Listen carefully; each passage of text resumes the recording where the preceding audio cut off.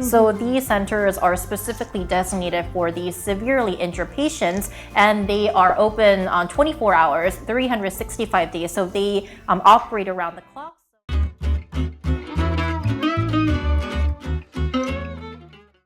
Well, hello to our viewers and welcome back to Who Reads Story. It's episode 4, and as always, I'm your host, Jin.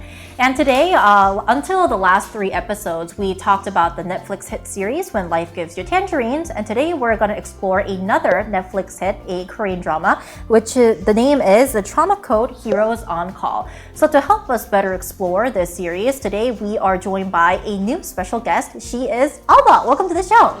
Hello, so thank you so much for calling me today. I'm so happy to be here. Hi everyone, my name is Alba and I'm actress and content creator in Korea. Nice to meet you. Hey, welcome to Who Reads Story, Alba. Thank you so much for calling me. It's so great to have you on our show. Oh, it's my honor. And looking forward to all the fun conversations that we will have today. Nice. Okay, so shall we get to what we're going to talk about? Today we are going to talk about K-drama content, right? Right, specifically the Trauma Code Heroes on Call. Once again, this is a Netflix drama series. It is a medical drama. That means it's based in a hospital. It is an 8-episode series, and it was officially released back in the end of this January. So we're gonna first kind of give you a brief introduction of what this drama is about. So this drama is once again based in a hospital, and it specifically deals with the story of a regional trauma center or a trauma team. So Alba, have you heard of a trauma center or a severe trauma center before you watched the show?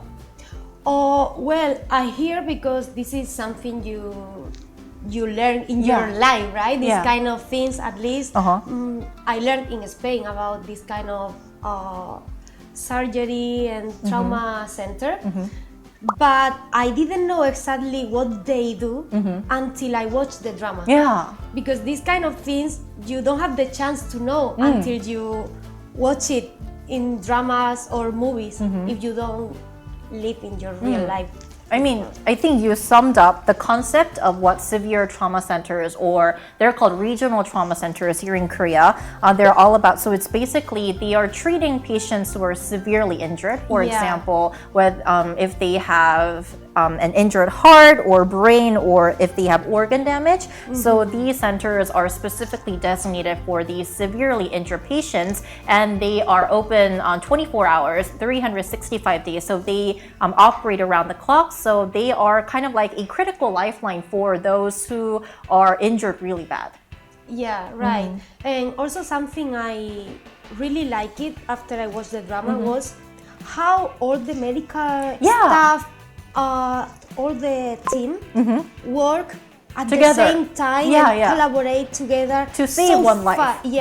So fast. And they did a really great job when they were all together. That showed me that, it's better to work in a team as a solo. And I think that especially for trauma centers, working as a team is really important, because there is something called a golden hour in order to save a patient's life. Right. That is the amount of time that is really critical to save one person's life. So no wonder why in the drama we see like people in cardiology and orthopedics and also the nurses like rushing to save a lot of lives together. That's amazing. Impressive. Did you find any like big differences between the webtoon version of this show and the actual show? What did you think? Well, I didn't read this webtoon, this one, but I read another webtoons before, and after read the webtoon, I watched the drama, and I think, in my opinion, the Korean team make really well the dramas based on webtoon. They take all the details of the webtoon and they try to show to the viewers in the drama. So I think they do quite good job. Well, I didn't watch the full webtoon of this series, but based on what I've read, because I read reviews of people who watched both the TV show and the webtoon, and many people kind of said that for the webtoon version of this show, it kind of focused more on the emotions and the emotional development of the characters, especially the protagonist Baekgang-yeong. But while in the TV show, I'm sure that you could relate to this. It showed a lot of like real like scenes in the surgery room and how they treat the patients. So for the TV show version, I think that they focus more on the visuals rather than like the emotional development of the characters. But even that is really emotional story. Yeah. Because it's not just watching a hospital and the medical team making surgeries or taking care of clients. They also have background stories. Yeah, right. For example, like how why Baekgang-yeong wanted to become a doctor. Yeah, for example.